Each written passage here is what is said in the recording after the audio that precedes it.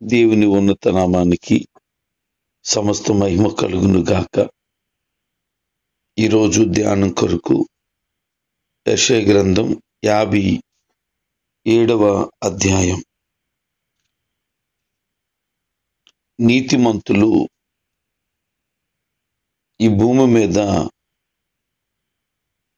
లేకుండా పోతున్నారని యెషయా ప్రవక్త మాట్లాడుతున్నాడు. న్యాయవంతులు నాశనమైపోతున్నారని, ఈ భూమిని విడిచిపెట్టి వెళ్ళిపోతున్నారని, భక్తిపరులు ఈ భూమి మీద నుండి తీసివేయబడుతున్నారని చెబుతూ, వాళ్ళు ఎందుకు లేకుండా పోతున్నారో ఎవరు కూడా మనసులో పెట్టుకోవట్లేదని ఆయన వ్యక్తం చేస్తున్నారు. మనం సహజంగా మాట్లాడుతూ ఉంటాం, మంచోళ్ళకి భూమి మీద రోజులు తక్కువగా ఉంటాయి అని. నువ్వు నీతిగా మంచిగా బ్రతికితే ఎక్కువ కాలం బ్రతకవు అని సర్వసాధారణంగా మనం మాటలు వింటూ ఉంటాం. కానీ బైబిల్ ఏం చెప్తుంది అంటే, నీతిమంతులు దీర్ఘాయుష్మంతులు అవుతారు అని. వారు అధిక సంవత్సరాలు బ్రతుకుతారు అని. కారణం ఏంటి అనంటే, వారి నీతి వలన మరికొంతమంది నీతిమంతులుగా మార్చబడతారు కదా. మరి ఎందుకు నీతిమంతులు లేకుండా వెళ్ళిపోతున్నారు? వారి గురించి మనసులో ఎందుకు ఎవరు ఆలోచన చేయటం లేదు? ఈయన ఎందుకు ఈ ప్రస్తావన తెస్తున్నాడు అనంటే, దేవుడు కొందరిని న్యాయవంతులను ఈ లోకంలో నుండి తీసేస్తున్నాడు. అయితే మిగిలి ఉన్న దుష్ట హృదయం కలిగిన వారికి అది అర్థం అవ్వాలనేది దేవుని ఉద్దేశం. న్యాయవంతులు చనిపోవడం వారిని దేవుడు శిక్షించడం కాదు, కానీ దుర్మార్గులు ఒకవేళ అలాగూ భావించి ఉండవచ్చు. కానీ దేవుని ఉద్దేశం ఏంటి అనంటే, ఈ భూమి మీద నీతిమంతులు ఎక్కువ కాలం ఉంటే వారు ఏమైనా మరలా అనీతివత్వం పొందుతారేమో, లేకపోతే వారు లేకపోతేనే కానీ మరికొంతమంది నీతిమంతులుగా మారరేమో అనే ఉద్దేశాలు దేవునికి కలిగి ఉన్నాయని భక్తుని యొక్క అభిప్రాయం.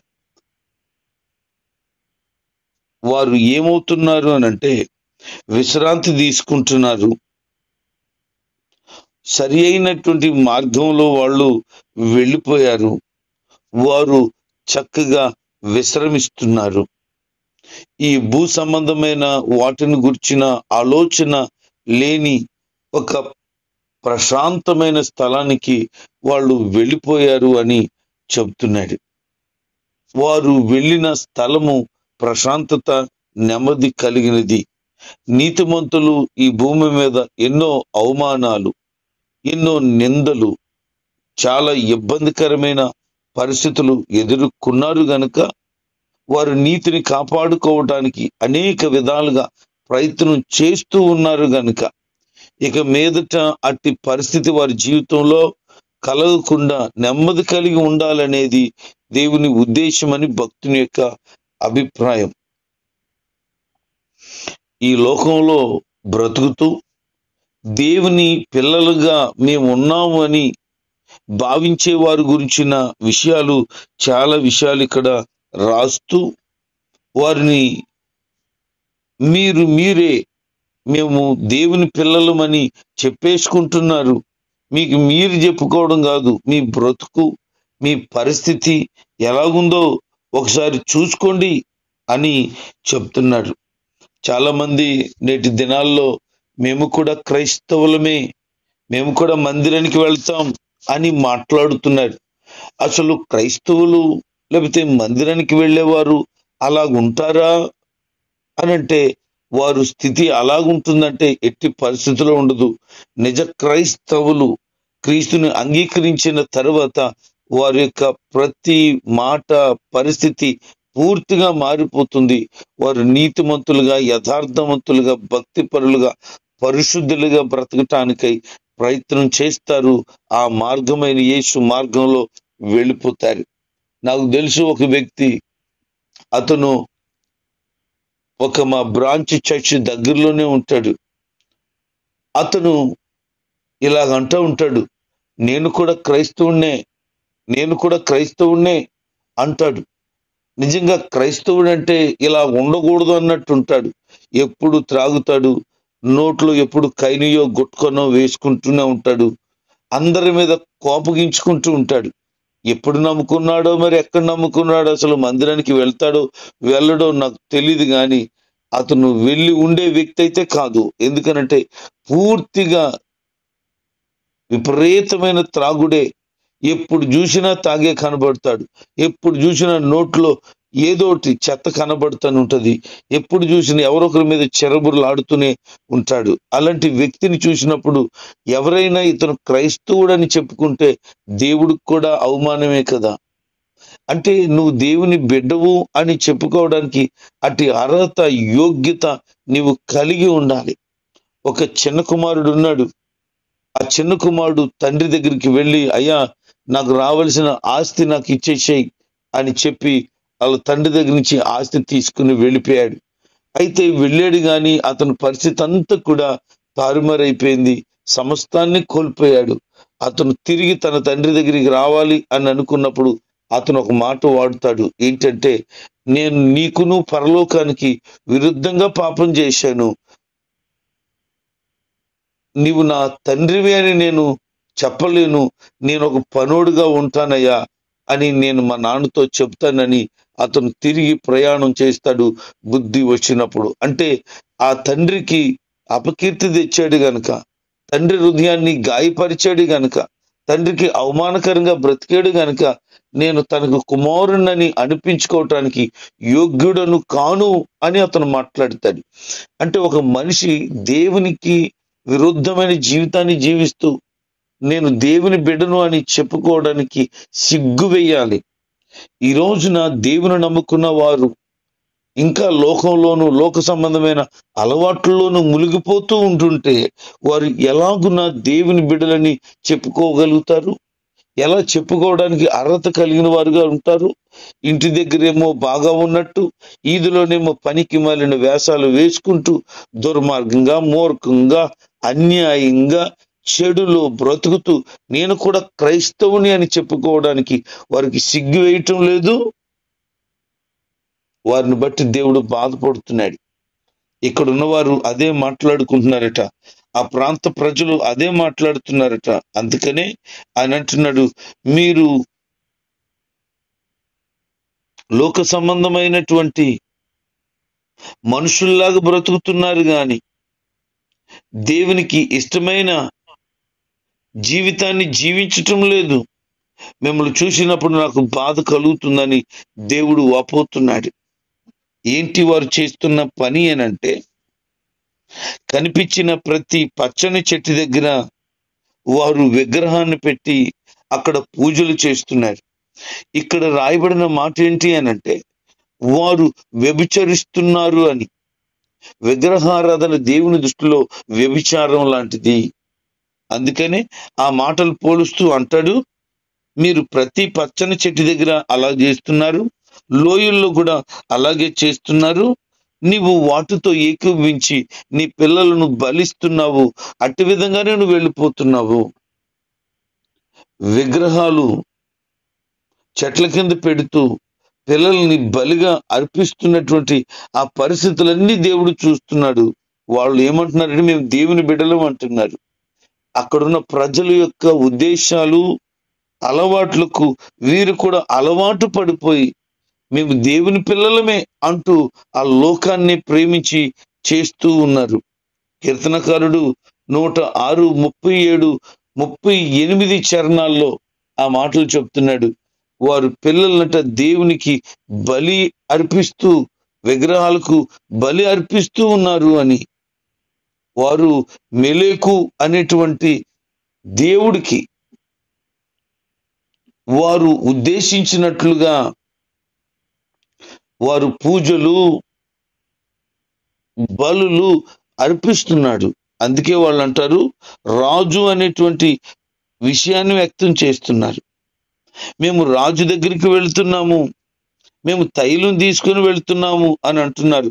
రాజు అనగా ఆ దినాల్లో మెలెకు అనేటువంటిది ఒక గౌరవప్రదంగా ఉండేది. రాజుని పోల్చి మాట్లాడుతూ ఉండేవారు ఈ మెలెకు అనేటువంటి దేవుడికి. ఇతర రాజ్యాల్లో చూసుకున్నప్పుడు ఈ మెలెకు వలన మాకు బలం కలుగుతుంది, మా రాజ్యానికి క్షేమం కలుగుతుంది అనే ఉద్దేశాలు వాళ్ళకు ఉన్నాయి. ఇతర రాజ్యాలకు మానవ మాతృలకు వారు భయపడుతున్నారట.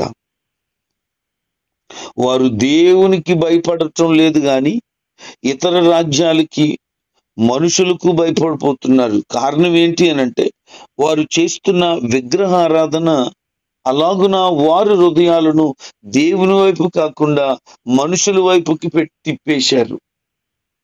వారు చేస్తున్న పనుల వలన కలిగినటువంటి కీడు నష్టం ఏంటంటే పూర్తిగా దేవునికి దూరం అయిపోయారు. అందుకే ప్రభువులో చెప్తున్నాడు, మీరు ఎవరిని నమ్ముకున్నారో, వేటిని నమ్ముకున్నారో అవి మిమ్మల్ని రక్షించగలుగుతాయా, అవి మీకు క్షేమం ఇవ్వగలుగుతాయా అని చెబుతూ, ఒకవేళ గనక తిరిగి వస్తే, నా వైపు తిరిగితే మిమ్మల్ని తప్పకుండా చేర్చుకుంటానంటున్నాడు. అంటే లోకంలోనికి వెళ్ళిపోయి లోక సంబంధమైన విగ్రహారాధనలోకి మునిగిపోయి పూర్తిగా చెడిపోయిన తర్వాత కూడా ప్రభువా మమ్మల్ని మన్నించి మేము మార్గం తప్పిపోయాము అని అంటేనట మరలా ప్రభు ఎలాగున్నాడంట, క్షమించటానికి సిద్ధ మనసు కలిగిన వాడుగా ఉన్నాడు. ఆ చిన్న కుమారుని యొక్క తండ్రికి ఉన్న హృదయమే పరమ తండ్రికి ఉన్నది.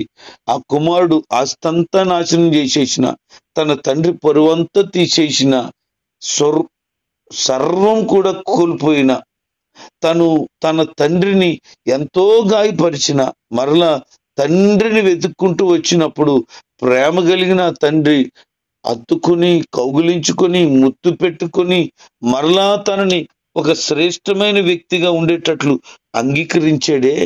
పరమ తండ్రి ఉద్దేశం కూడా అదే. అలాగున చేర్చుకోవడానికి ఇష్టపడుతున్నాడు. నాకు తెలిసిన ఒక దేవుని సేవకుడు ఉన్నాడు. తన భార్య అక్రమ సంబంధం పెట్టుకుని ఆ వ్యక్తితో వెళ్ళిపోయింది. ఒక 15-20 రోజుల తర్వాత అతనికి తెలిసింది తన భార్య వేరొకరితో వెళ్ళిపోయిందని. కారణం ఏంటంటే మా పుట్టింటికి వెళ్తున్నానని చెప్పి పుట్టింటికి వెళ్ళింది.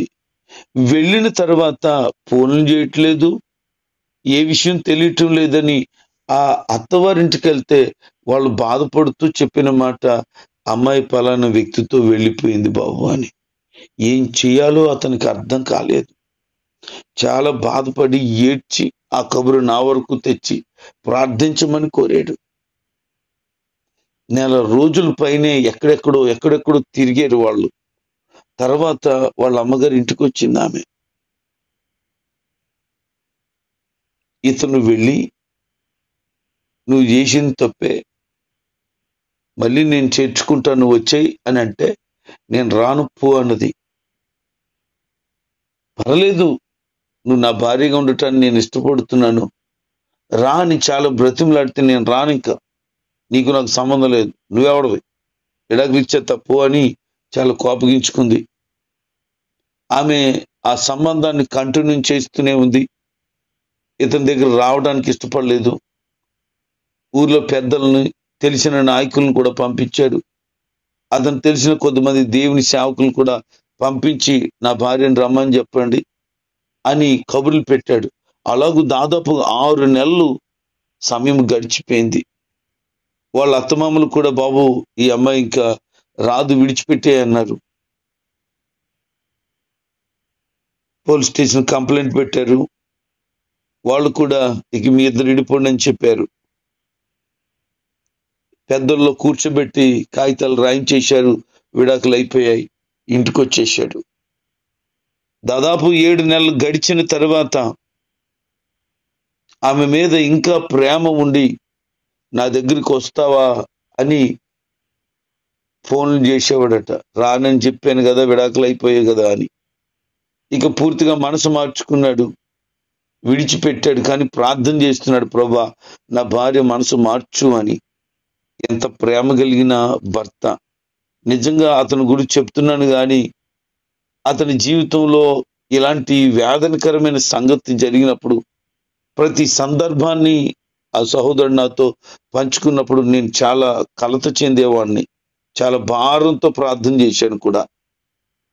ఎట్టకేలకు విడాకులైపోయిన మరికొద్ది వారాలకు ఆమె మనసు మార్చుకుని కబురు పెట్టింది, నేను వచ్చేద్దాం అనుకుంటున్నాను అని. విడాకులు అయిపోయాయి కదా, వచ్చేద్దాం అనుకుంటున్నావు అని ఏమీ అనలేదు. సరే, నిన్ను గౌరవప్రదంగానే నేను ఇంటికి చేర్చుకోవడానికి ఇష్టపడుతున్నానని. వాస్తవానికి పరాయోళ్ళతో తిరిగి వారాలు నెలలు గడిచిన తర్వాత, విడాకులు కూడా అయిపోయిన తర్వాత ఇతను తను లోకంలో ఉండకూడదు, చెడిపోతుంది అని ఉద్దేశంతో ప్రార్థన చేసి మరలా నేను చేర్చుకోవాలనే తాపత్రయం కలిగి వేచి ఉంటుండగా అతను ప్రార్థన విన్న దేవుడు ఆమెకు మార్పునిచ్చాడు. ఆమె తన భర్తను చేరుకున్నది. చాలా సంతోషంగా ఉంది. దేవుడు ఎంతో కృప చూపించాడు. భర్త దగ్గరికి వచ్చిన తర్వాత దేవుడు వారిని దర్శించాడు. పూర్తి మారు మనసుతో బ్రతకడం ప్రారంభించింది. గర్భాన్ని తెరిచాడు. ఒక చక్కనైన బిడ్డను కూడా దేవుడు వారికి ఇచ్చాడు. ఆ దైవజనుడికి ఎంత ప్రేమ కలిగిన మనసు చూడండి. ఇది ఎంత వేదనకరమైన సమయం, స్థలము, పరిస్థితి అయినా సరే అతను ప్రార్థన తన భార్యను మార్చింది, చెడును పూర్తిగా వదిలేసింది, హక్కున చేర్చుకున్నాడు. ఈరోజు మరలా యథావిధి గౌరవం ఆమెకి దక్కనిచ్చాడు. ఈ మాటలు ఎందుకు చెప్తున్నానో తెలుసా? మన దేవుడు ఎంత ప్రేమ కలిగిన వాడో చెప్పటానికే. ఒక మనిషి తన భార్యను చేర్చుకోలేని ఒక ఘోరమైన సందర్భం ఏదైనా ఉంది అని అంటే పరాయోళ్ళ దగ్గర ఉండిన సందర్భమే. కానీ అలాంటి సందర్భంలో కూడా ప్రేమించేంత గొప్ప మనసు ఉండడం అది దేవుడు పెట్టిన మనసే. అందుకే ప్రభు చెప్తున్నారు, మరలా గనుక నా దగ్గరికి వస్తే నేను చేర్చుకోవడానికి సిద్ధంగా ఉన్నాను. చేర్చుకొని ఊరికినే విడిచిపెడతాడా? విడిచిపెట్టడట. వాదార్పు దయచేస్తానంటున్నాడు, క్షేమం ఇస్తానంటున్నాడు, ఆరోగ్యం ఇస్తానంటున్నాడు, ఆనందం ఇస్తానంటున్నాడు, వారికి కావలసినవన్నీ కూడా తప్పకుండా దయచేస్తానంటున్నాడు. అంటే తృణీకరించటం లేదు, అసహించుకోవటం లేదు, నువ్వు నాకు అవసరం లేదని నెట్టివేయటం లేదు, కానీ మరలా ప్రేమను చూపిస్తున్నాడు. ఎంత గొప్ప ప్రేమ కలిగిన తండ్రిగా మన దేవుడు ఉన్నాడు. అందుకే అంటున్నాడు, ఆయన మామూలుడు కాదు, నిత్య నివాసి, పరిశుద్ధుడు, మహోన్నతుడు అయిన ఆ దేవుడే వినయముతో గనుక నువ్వు వేడుకోగలిగితే నీ దగ్గరికి వస్తాడు. నలిగిపోయిన నీ ప్రాణానికి ఆయన ఉజ్జీవింపజేసేసి తన సమాధానమును నీకు అనుగ్రహించి మరలా నీ స్థితిని ఇస్తాడు. నీకు కృతజ్ఞత బుద్ధిని పుట్టిస్తానని, నిన్ను హక్కును చేర్చుకొని నీ మీద కోపపడకుండా అపారమైన ప్రేమను చూపిస్తానని ప్రభు చెప్తున్నాడు. ఎంత గొప్ప దేవుని కలిగి ఉన్నాం. ఈ రోజున అట్టి ప్రేమ, అట్టి భాగ్యం కేవలం యేసు ప్రభు దగ్గర మాత్రమే మనకు దొరుకుతుంది. ఆ ప్రేమ కలిగిన ప్రభు దగ్గర ఒకవేళ ఎప్పుడైనా దూరం అయిపోయినా, ఆయన గాయాలు రేపే పరిస్థితిలో ఒకవేళ నువ్వు ఉంటే ప్రభు దగ్గర క్షమాపణ కోరుకోగలిగితే ఆయన మరలా నిన్ను హక్కును చేర్చుకోవటానికి ఇష్టపడుతున్నాడు. భక్తిహీనుల్ని, దుష్ట కార్యాలు చేసేవారిని ఆయన విడిచిపెట్టడట. ఆయన అంటున్నాడు, వారికి నెమ్మది లేకుండా ఉంటది. ఎంత చెప్పినా, ఎంతైతే మాట వినకుండా మూర్ఖంగా ఉంటావో నీకు నెమ్మది ఉండదు అంటున్నాడు. కనుక నువ్వు అలాంటి మూర్ఖ పనులు, దేవునికి నచ్చని, దేవునికి విరోధమైన బ్రతకక దేవునికి విధేయత కలిగి దేవునికి దగ్గరగా బ్రతకటానికి ప్రయత్నం చేయి. దేవుడు తప్పకుండా నీకు నెమ్మది ఇస్తాడు. ఈరోజు నీతిమంతులుగా బ్రతికే వారి జీవితాలు ఆనందంగా చేయటానికి దేవుడు ఇష్టపడుతున్నాడు. ఈ లోకంలో దేవునికి దూరమైపోయిన బ్రతకకుండా దేవునికి దగ్గరగా ఉండే బ్రతుకులు బ్రతికితే నువ్వు అందరికంటే ప్రశాంతంగా నెమ్మదిగా జీవించగలుగుతావు. ఆయన ఎవరైతే నమ్ముకుంటున్నారో ఆయన ఎప్పుడు వారిని విడిపించడు, రక్షించటానికి, హక్కును చేర్చుకోవటానికి, సహాయం చేయటానికి, మరలా యథావిధి గౌరవాన్ని, యథావిధి స్థానాన్ని ఇవ్వటానికి ఇష్టపడుతున్నాడు. అటు విధమైన దైవ ప్రేమలో ముందుకు సాగాలని దేవుని సేవకుడుగా తెలియచేస్తూ ఈ మాటలు ముగిస్తున్నాను. దేవుడి మాటలు మన వెనుకట్లో దీవించి దేవునికి దగ్గరగా బ్రతికేటట్లు ఆయన కృప ప్రతి ఒక్కరికి సమృద్ధిగా అనుగ్రహించబడును గాక. ఆమేన్.